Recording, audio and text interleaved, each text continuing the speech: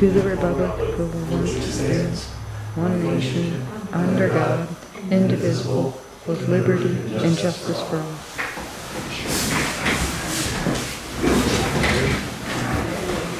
Roll call. John Bedell. Here. Bill Holman. Here. Brian Madison. Here. Chad Wilson. Here. Dave Allen. Jeff Meyer. Here. Okay, review and approve the minutes of the last month. April 23 meeting. I will make a motion to approve. Second. All in favor? Aye. Any nays? Any abstentions? Okay. Jeff, what do you have? Do you have something for us? Nothing? I thought, are you discussing the campground? Nope. No. Okay, then I'm leaving. No. Good night. Good night. Thank you. Jeff, what's this thing about the site plan review? About the what? The site plan review. For what? The town keeps putting in their agenda, or in their, The original draft of the short-term rental regulations was essentially a two-step process.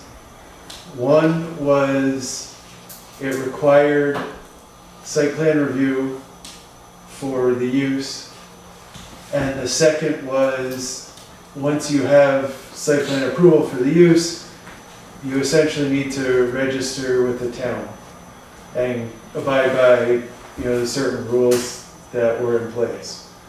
So, to the extent that they continue to talk about regulating short-term rentals, that's why the site plan review change is listed with it, because part of the regulation requires this board approve the use.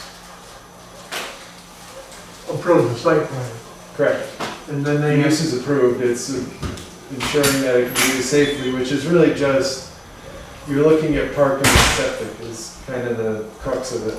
yeah, What would you say, parking and? parking and septic. Parking and septic are like the biggest things, like screening and stuff, noise.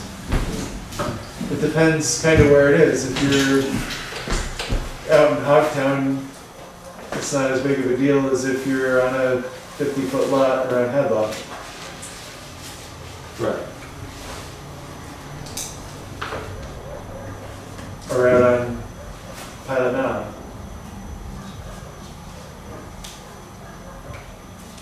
Now, with the septic, how are you gonna, we don't inspect septic, so they have to have it inspected, or how's that gonna work? Essentially, if it's a new house, the applicant needs to essentially prove what's in the ground and that it can safely handle the capacity that's being proposed. So they're gonna have to hire somebody to go do that.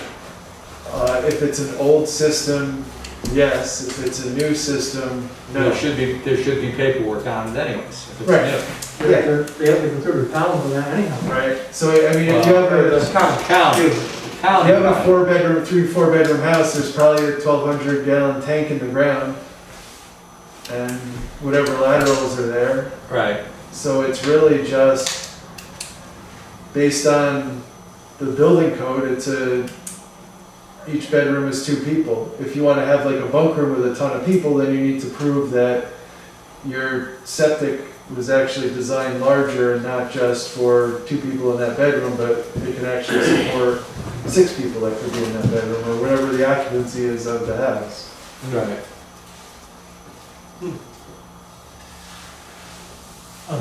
But how is that gonna be determined? Because if you have 6 people for 2 days, your septic is rated for a household for an average year. So you could say I'm well below the average because I have 6 people in 2 days. Because the 3 times a month. the septic's always full, that's how it works. So if you have a lot of people in one weekend, you can overflow the system. It's working properly, the level's constant, right? The water, yeah. Water, right, well, it's a leak. Well, it Right. takes time for it to do its thing too, it isn't. It's solid, it's true. Yeah, But if you're constantly renting out a house to 20 people and the septic can only hold 10, Yeah, but my point was if you're, in other words, if it was a yearly, let's say you had 4 people in the house all year as opposed to 20 one weekend and nobody for 3 months, you know? yeah, but they're rented. Is pretty this, much- how does the septic, you know what I'm getting at, how does it handle something like Supposed that? to be designed to its maximum use, which is if they're renting it for the weekend or the week, and you're gonna have 20 people there, then it should be designed for that rate, for that 20 people. Which, no one builds a house with the intention of living in it. Nobody builds a septic system larger than they need, you know. So if you change the occupancy usage of it, then you have to change the septic system usage of it also, Yeah, because it's not anybody's residence, it's a rental. right? Even if it was a resident, well, Well, resident, I know where it's a residence, it's not legal right now. I mean, you can, if there's 10 people in a house, and I know it's not, it's only 1,000-gallon tank. just driving around 4th of July weekend, there's sometimes 50 cars and what else, there you go. What are they doing, same thing? Well, the other issue is when it becomes straight rental, does it become commercial? If it becomes commercial or deemed commercial, then the septic system should meet commercial requirements, not residential requirements. Yeah, because if you own, say, 5 houses on Hadlock, when you don't live on Hadlock, well, you obviously don't live in any of those places. That's right, they're a business. The issue of it is if you have that long weekend or the full week of way too many people, and it does overflow, it's gonna overflow directly into the lake. And that's, There it goes. and then APA, DEC, EPA, and every other person in the country is gonna be there, so. So, and Jeffrey, maybe this is before your time, the soccer camp, how did they ever get approval on their septic system? it's a giant system out there. Yeah, but when there's this, I don't want to speak out of turn, because I'm going by memory, but I think right under print, it says in the event of a failure, it pumps. it's going to overflow into Halfway Creek. Yeah. So that means they would have to change their septic system, wouldn't they? Being commercial? No, it was designed for that, and the town had engineers look at it as well. I was here for all that. So if that's, in the event of a failure, if that goes into a Class A trout stream, It's the that same problem. doesn't sound too fair. That's a commercial business with a septic system that probably isn't up to par. But we're gonna go, if in the event that the town wants to do this the way they want to, you're gonna go look at everyone's septic system? I mean, isn't that gonna be another, we're gonna pick and choose who we look at? Not necessarily, but I mean, to the soccer camp example, they were before this board. Right? This board reviewed it, this board had the town's engineer review it, and everybody got a chance to look at it, and come up with a reasonable system that's engineered to certain specs, versus who knows what of somebody's old residence around Hadlock that nobody's opened and nobody knows what's in the ground, and may or may not have been designed for however many people are being offered to stay there on a given day.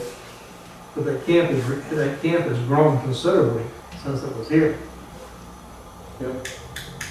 And that was a new system at the time with the claim that if it overflows, it goes into a Class A trout stream.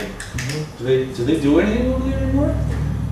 You hear them, Yes. I don't think I've seen the lights at all. they're over there. I was supposed to bring us some Hartford soccer players over last week. Yeah, they- Rained and we had- During this pandemic, that was one of the preferred places for youth sports. Like once things started to reopen, a lot of schools started using Golden Goal. Because it wasn't school property, because all school properties were shut down. So, I probably shouldn't say that. No, but I guess, You can say it, go ahead. Chad, to your point, the thought and the goal is these are commercial properties, let's have them treated as commercial properties and have them before the planning board. So the town was still after those northern living. It's not after anyone, it's looking to regulate short-term rentals. Then they should look at their minutes when they put them on the website. Because there's, oh yeah. I'll make a motion to adjourn. Anybody got anything else? Yeah, I talked to a gentleman who lives in Comstock, there, it's a concrete, creative concrete, I gave him your number, I don't know if he called you or not. What was it? And he is looking at the Harris property out here by the go and stop there, the truck stop, where they're selling the 6 acres, and they want to put in, he's asked about whether the town would allow a concrete crushing company. In other words, Well, he didn't call me. he didn't call you? No. Well, I gave him all your info, so. And I just told him if he wanted, he ought to come in here and talk to you guys. No, But, I don't think that was more big.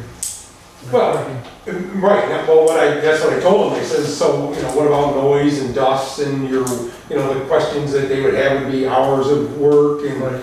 all those, questions that you levy to just about anybody else, so, and I told him that's what you guys would be asking, so. Told him to come here, but. Because in reality, that's not very far from the school. No. Right. It's right across, there's like the brook there, and the school is right there. Yep. Dust. A lot of dust. It could be, yeah. Noise, that's for sure. Holy cow. I've talked to in the last 3 months, probably 3 different solar farm companies and potentials, and I didn't get them. yeah, they, I got. well, they ask about zoning and all that kind of, well, what corridors, where can we build? Well, I said, well, really, as far as the town is concerned, you can build anywhere that Niagara Mohawk will allow you to build. And they go, what do you mean? I said, well, if you're not on 3-phase, Right. you can't do it. So that's what, the corridor is wherever 3-phase is in the town of Fort Anne. So, Now, I know the town requires a bond for cleaning up the site 30 years down the road. Is that a county thing or is that a town thing?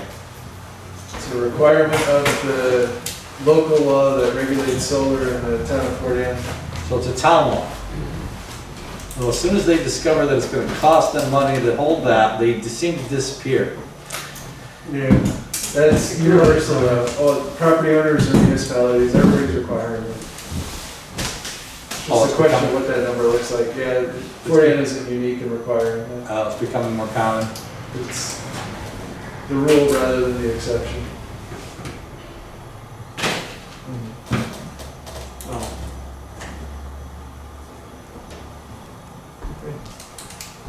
You got anything else? I made a motion, half an hour ago. Thanks for the talking. You gotta do it again. Make a motion to adjourn. Second. All in favor? Aye. Aye. Any nays? Any abstentions? Very good. Beautiful. Oh heck, I better abstain, I wasn't even here. No way, you got your voting, get paid. Come on.